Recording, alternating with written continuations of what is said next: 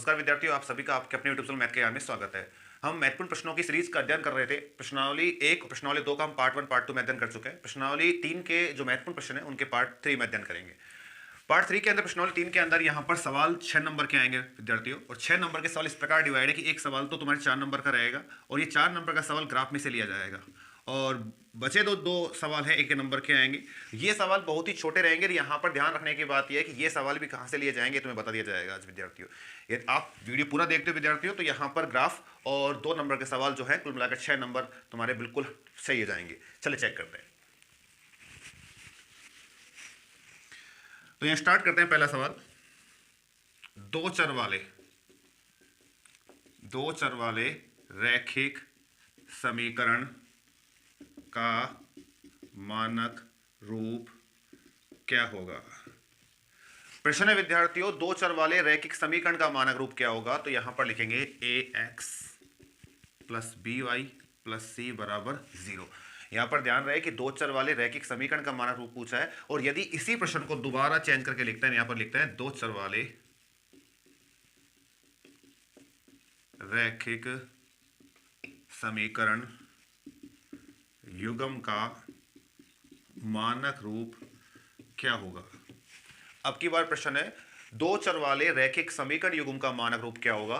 तब यहां पर लिखेंगे a1x plus b1y plus c1 बराबर 0, a2x plus b2y plus c2 बराबर 0। विद्यार्थी ध्यान रखने की बात यहां पर यह है कि ये एक समीकरण है, यहां पर युग्म है समीकरण का, और युग्म पूछ रहे इस प्रकार लिखना है a1 a2 करके b1 b2 करके c1 c2 करके। और यदि यहां पर केवल एक समीकरण की बात करें या फिर केवल रैखिक समीकरण का मानक रूप पूछे दो चर वालों का, तो इस प्रकार लिखना है ax plus by plus c बराबर 0।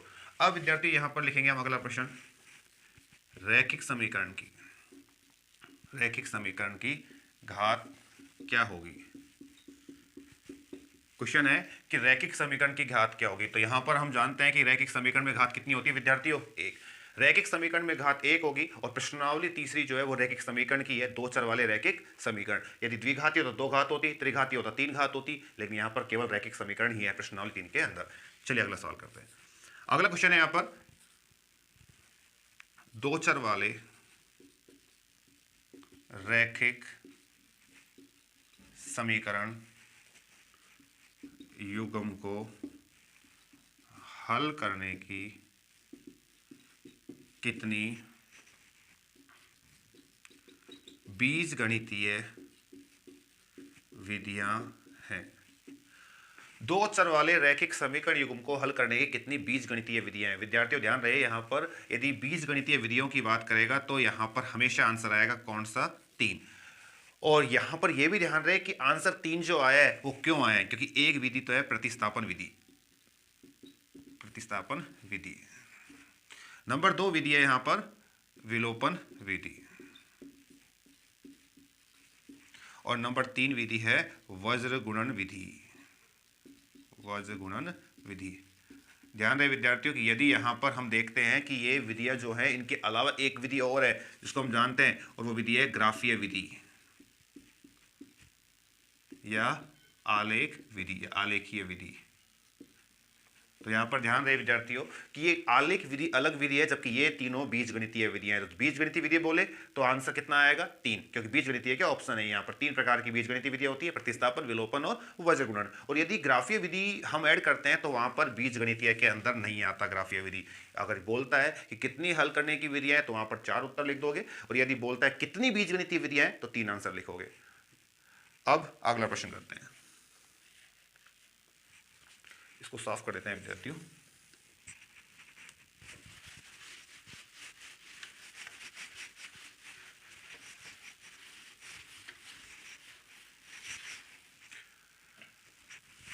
दो चर वाले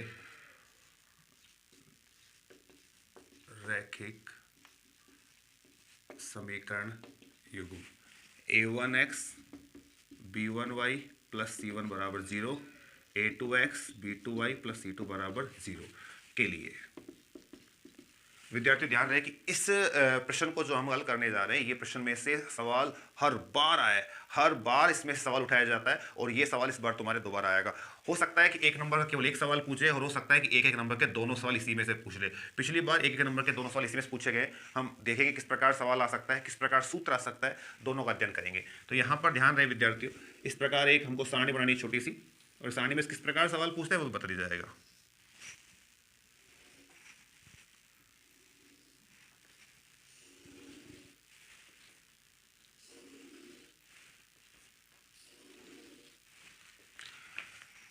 पहले लिखता हूं मैं यहां पर अनुपातों की तुलना, और फिर लिखता हूं यहां पर ग्राफीय निरूपण।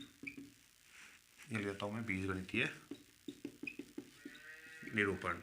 एक ग्राफीय निरूपण हो गया, एक बीजगणितीय निरूपण हो गया। अब यहां पर अनुपातों की तुलना करूं मैं इन दो चर वाले रैखिक समीकरण युग्म के अनुपातों की, तो लिखूंगा यहां पर a1 a2 बराबर b1 b2 नहीं है, a1 a2 not equal to b1 b2 हो, तब यहां पर ग्राफीय निरूपण क्या होगा, रेखाएं कैसी होंगी, प्रतिच्छेदी होंगी। रेखाएं प्रतिच्छेद करेंगी इस प्रकार, यहां पर ये रेखाएं प्रतिच्छेद करेंगी। और बीजगणितीय निरूपण में क्या होगा, यहां पर लिखेंगे एक हल संभव है, यानी अद्वितीय हल होगा। एक ही हल इसका मिल सकता है यहां पर, जहां पर कटान बिंदु होगा वो हमारा हल होगा। यदि यहां पर a1 दो समीकरण युग्म के a1 a2 b1 b2 equal to नहीं हो, ए नॉट इक्वल टू हो, तो यहां पर एक हल संभव है और साथ में रेखाएं प्रतिच्छेदी होंगी। अगला देखते हैं, यदि कंडीशन नंबर दूसरी है विद्यार्थियों, a1 a2 equal to b1 b2 not equal to c1 c2, यदि a1 a2 बराबर हो b1 b2 के और बराबर नहीं हो c1 c2 के, तब रेखाएं कैसी होंगी। तो यहां पर देखते हैं, रेखाएं यहां पर समांतर होंगी। विद्यार्थियों ध्यान रहे कि रेखाएं समांतर तब होंगी जब यहां पर a1 a2 तो बराबर आ रहा है b1 b2 के, लेकिन ये बराबर नहीं है किसके, c1 c2 के, तो रेखाएं समांतर होंगी, यानी रेखाएं कभी नहीं कटेंगी। यहां पर इस प्रकार की समांतर रेखाएं हमें प्राप्त होंगी। और यहां पर हल जो है वो कोई हल संभव नहीं है, या लिखेंगे हल संभव नहीं है, कोई हल संभव नहीं है, यानी एक भी आंसर हल नहीं आएगा, एक भी हल पॉसिबल नहीं है इस प्रकार के सवालों में। आगे देखते हैं, a1 a2 बराबर b1 b2 बराबर c1 c2, यदि तीनों ही अनुपात समान आते हैं तो लिखेंगे यहां पर रेखाएं संपाती होगी, रेखाएं संपाती होंगी। और हल कितने निकलेंगे, यहां पर लिखेंगे अपरिमित रूप से अनेक हल संभव है, यानी यहां पर अनंत हल संभव होंगे। कब, जब रेखा कैसी हो, संपाती। विद्यार्थियों ध्यान रहे कि इसमें सवाल 100% आएगा, एक नंबर के सवाल भी आ सकता है, एक एक नंबर के दो सवाल भी आ सकते हैं। ध्यान रखने की बात, ये सवाल किस प्रकार पूछेगा, यहां पर इस प्रकार अनुपात दे देगा कि a1 a2 not equal to b1 b2 हो, तो रेखाएं इस प्रकार होंगी, तो रेखाएं कैसी होंगी, प्रतिच्छेदी, समांतर या संपाती, या इनमें से कोई नहीं। तो यहां पर हम बोल देंगे रेखाएं कैसी होंगी, प्रतिच्छेदी।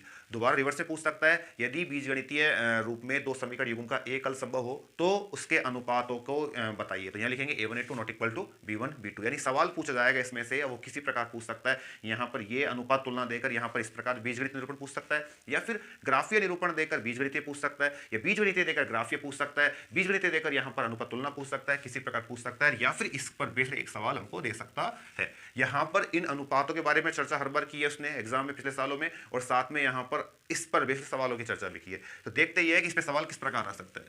चलिए स्टार्ट करते हैं।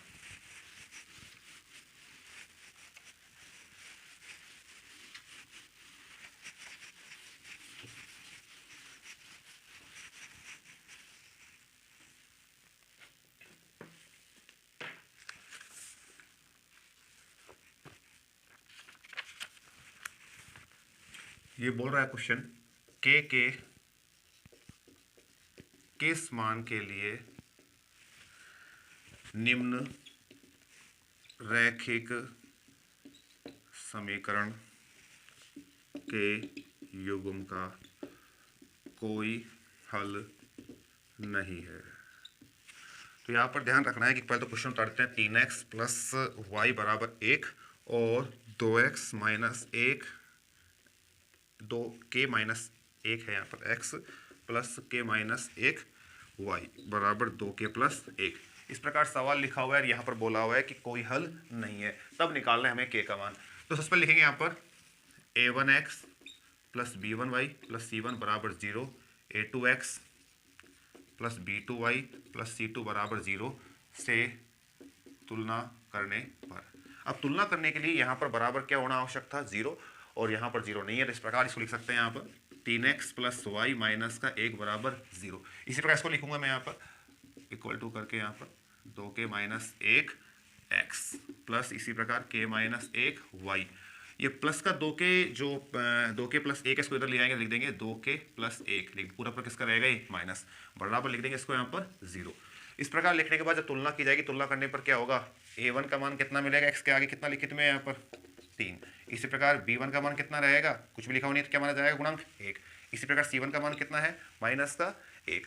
अब देखते हैं यहाँ पर किसका मान, a2 का मान पर। a2 का मान कितना है यहाँ पर समीकरण 2 में, 2k माइनस का 1।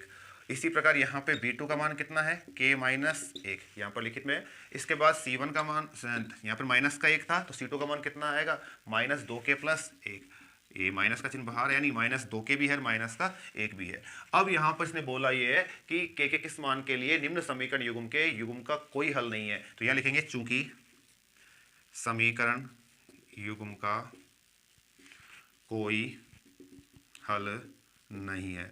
अब चूंकि कोई हल नहीं है, इसका मतलब यहाँ पर इस प्रकार रहेगा a1 a2, हमने देख लिया है पहले, a1 a2 बराबर b1 b2 not equal to c1 c2, यानी a1 a2 बराबर किसके रहेगा, b1 b2 के। तो a1 a2 को b1 b2 के बराबर करेंगे और हमारे पास आंसर आ जाएगा k का मान का। तो देखते हैं यहाँ पर a1 का मान कितना है, 3।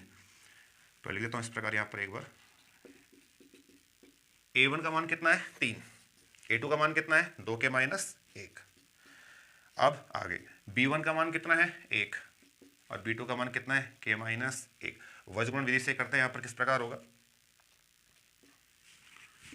तो वज्रगुणन करने पर क्या होगा, 3 को k से करा कितना आ जाएगा 3k और 3 एकम 3 प्लस माइनस माइनस। इसी प्रकार यहाँ पर 1 को 2 से करेंगे तो 2k, क्योंकि भी है वहाँ पर, और 1 को 1 से करने पर 1 एकम 1, तो 3k। अब प्लस का 2k यहाँ पे है तो माइनस का 2k, इधर माइनस का 1 है ही, और यहाँ पर माइनस का 3 इधर जाएगा, किसका हो जाएगा प्लस का 2k बराबर की तरह कर माइनस का 2k और माइनस का 3 प्लस का 3 हो जाएगा वहाँ पर जाकर। 3k में से गए 2k तो 1k और 3 में से 1 गया कितने आएगा 2, तो k का मान कितना आ गया विद्यार्थियों 2। इस प्रकार ये सवाल तो 2022 में पूछा गया है, लेकिन इस प्रकार तुम्हारे सवाल एग्जाम में आते रहते हैं। तो देखने की बात ये, या तो सारणी से सवाल पूछेगा या फिर सारणी से सूत्र पूछेगा, चेंज करके बोल सकता है, ग्राफी निरूपण दे देगा, अनुपात तुलना पूछ सकता है, अनुपात देकर बीजगणित पूछ सकता है, किसी प्रकार आपस संबंध पूछ सकता है। यहाँ पर एक बात तो ध्यान रखने की है, यदि हल अनेक हो यानी अनंत हल हो अपरिमित रूप से, और यदि हल एक हो यानी अद्वितीय हो, तब दोनों ही कंडीशन में हल कैसा माना जाता है, संगत। और यदि मान लो यहाँ पर हमारे पास हल न संभव हो, यानी लिख देते हैं कि यदि कोई हल संभव नहीं हो, तब यहाँ पर क्या माना जाएगा, इसको हल को असंगत। तो देखने की बात यहाँ पर यह है कि यदि कोई हल संभव नहीं हो तो असंगत होगा, और यदि हल अनेक हो और हल एक हो तो संगत माना जाएगा। चलिए नोट कर लीजिए, अगला क्वेश्चन करते हैं।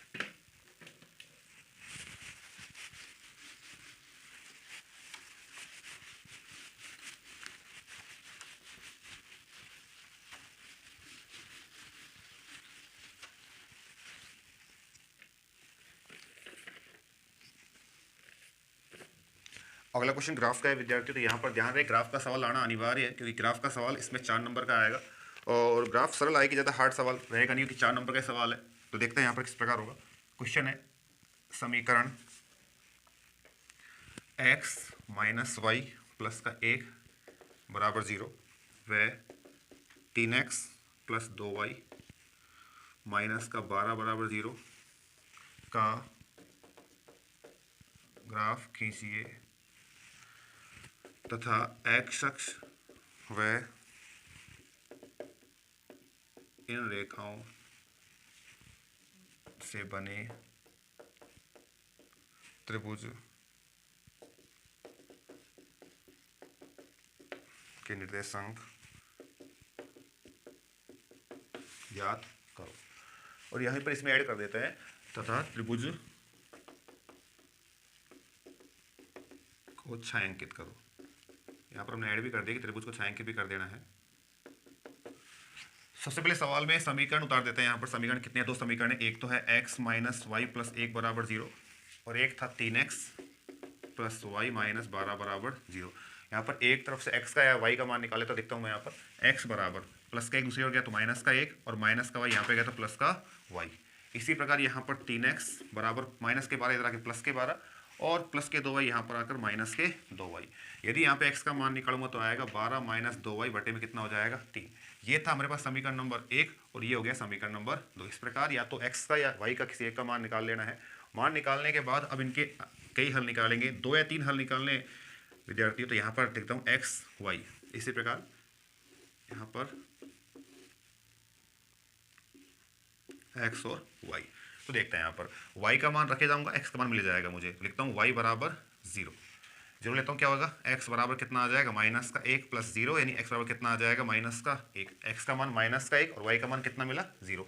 इसी प्रकार अगला देखता हूँ y बराबर कितना ले लिया मैंने, मान लो 2 ले लिया यहाँ पर, तो कितना आ जाएगा x बराबर आएगा माइनस का 1 प्लस 2, यानी x बराबर कितना आ गया प्लस का 1। यानी जो मैं मान ले रहा हूँ यहाँ पर y का उसको यहाँ पर जमाया समीकरण 1 में, तो माइनस का 1 प्लस का y का मान 2, 2 में से 1 गया तो 1। x का मान कितना आया 1 और y का मान कितना लिया था 2। इसी प्रकार यहाँ पर अब की बार y का मान 3 ले लेता हूँ यहाँ पर, तो क्या होगा x बराबर आएगा माइनस का 1 प्लस y का मान कितना है 3, तो x बराबर आएगा 3 में से 1 गया तो 2, यानी x का मान कितना आ गया 2। ये x का मान 2 था कब, जब y का मान कितना था 3। इसी प्रकार आगे मान निकाल सकते हैं, लेकिन 3 मानों से या 2 मानों से सवाल आराम से किया जा सकता है, इसलिए हम 2 या 3 मान निकालेंगे। अब देखते हैं नेक्स्ट समीकरण नंबर 2 में, यहाँ लिखता हूँ जब y बराबर, ध्यान रखने की बात यह विद्यार्थी, यदि बटे में कोई संख्या नहीं तो आराम से निकाले जा सकते हैं, और यदि बटे में संख्या हो तो सोचना पड़ेगा कि क्या मान रखा जाए, उसे गुणा भी किया जाए, साथ में 12 में से घटाया भी जाए, और तब 3 का भाग पूरा पूरा चल जाए, क्योंकि ग्राफ में जमाने के लिए पूर्णांक के मान आवश्यक रहेंगे यहाँ पर। तो इस प्रकार रखने के लिए मैंने मान लिया y का मान कितना 0। चेक करते हैं y का मान 0 रखने से हो जाएगा सवाल। यहाँ पर 12 माइनस 2 इंटू वाई का मान कितना है 0, बटे में है 3, तो x बराबर आएगा 12 माइनस 0 बटे में 3, तो x बराबर कितना आ गया 12 बटे 3 बराबर कितना हो गया x का मान 4। यहाँ पर x का मान 4 आया, और ये 4 कब आया x का मान, जब हमने y का मान कितना रखा है 0। अब यहाँ पर आगे रखते हैं, आगे किस प्रकार रखेंगे ध्यान से देखो। y बराबर मैंने मान लिया यहाँ पर 1 लेता हूँ तो 2 1 कम 2, और 12 में से जाएंगे 2 तो बचेंगे 10, 10 में भाग जाता ही नहीं है। y का मान मैंने 2 ले लिया तो 2 दूनी 4, 12 में से गया 4 तो 8, और 8 में 3 का भाग जाता नहीं है।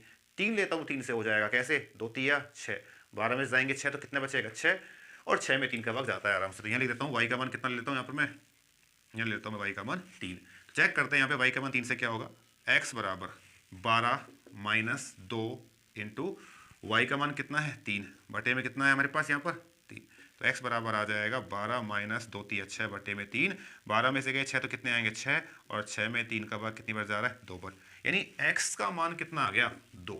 ये कब आया x का मान, जब y का मान कितना रखा मैंने 3, y का मान 3 रखने पर x का मान कितना आया है 2 आया है। अब एक मान और निकाल लेते हैं इसका, तो लिखता हूँ यहाँ पर जब अब की बार y का मान कितना माना जाएगा 6, क्योंकि 4 रखूंगा तो 2 चौको 8, 12 में से 8 गए तो 4, 4 में भाग जाता नहीं है। इसी प्रकार 5 रखा 2 पंजो 10, और 12 में से गए 10 तो भी भाग नहीं जाएगा 2 में 3 का। तो कुल मिलाकर मैंने यहाँ y का मान कितना रख दिया 6। चेक करते हैं x बराबर कितना हो जाएगा 12 माइनस 2 इंटू 6 बटे में कितना है 3, तो x बराबर आएगा 12 माइनस 12 बटे में 3, यानी यहाँ पर भाग देने पर 0 में 3 का भाग आराम जा रहा है, और 0 में किसी भी संख्या का भाग तो क्या मिलेगा 0, यानी हमें x का मान कितना मिला 0, और ये 0 कब मिला, जब मैंने y का मान कितना लिया यहाँ पर 6। तो y का मान 6 लेने पे x का मान कितना मिला 0। जो हमने मान निकाले इनको ग्राफ में दर्शाएंगे, दर्शाने के बाद जो चित्र बनेगा, त्रिभुज बनेगा, उसको छायांकित भी कर देंगे, उसके निर्देशांक भी ज्ञात कर लेंगे। चलो चेक करते हैं यहाँ पर।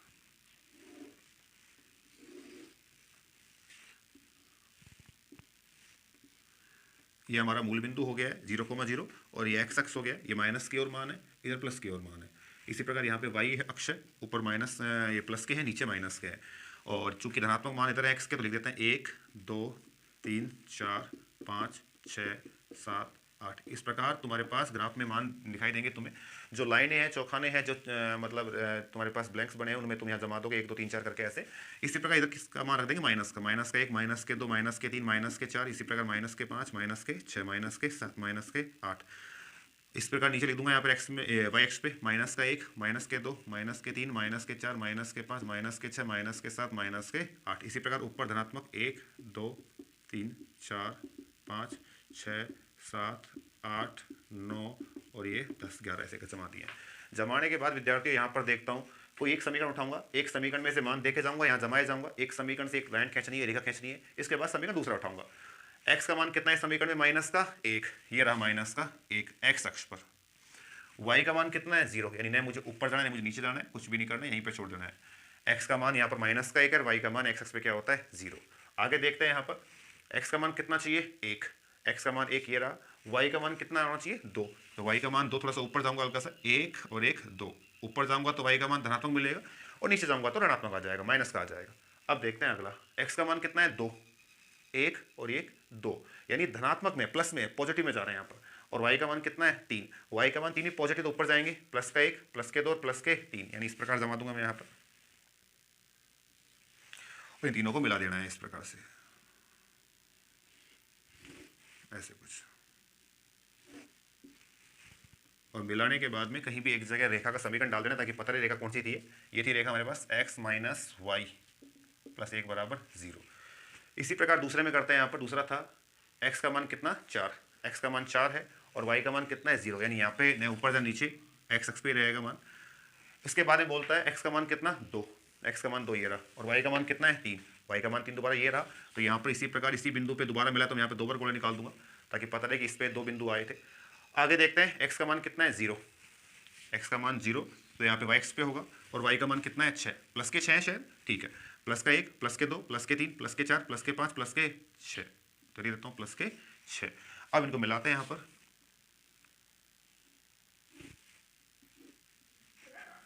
ऐसा कुछ समीकरण बन रहा है, यहाँ पर रेखा बन रही है। इसके बाद रेखा का यहाँ पर समीकरण डाल देता हूँ। क्या समीकरण था रेखा का? यह था 3x प्लस 2y माइनस के 12 बराबर 0। एक समीकरण ये था रेखा वाला और एक ये था। अब यहाँ पर हमने जो मान प्राप्त करें वो कौन कौन से मान प्राप्त करें? एक तो x अक्ष पे, सवाल यही था यहाँ पर कि x अक्ष व इन रेखाओं से बने त्रिभुज के निर्देशांक। तो एक तो x अक्ष ये रहा और एक रेखा ये रही, तो इनके जो बनने वाला त्रिभुज है ये है। इसको छायांकित करता हूं पहले तो, यहाँ पर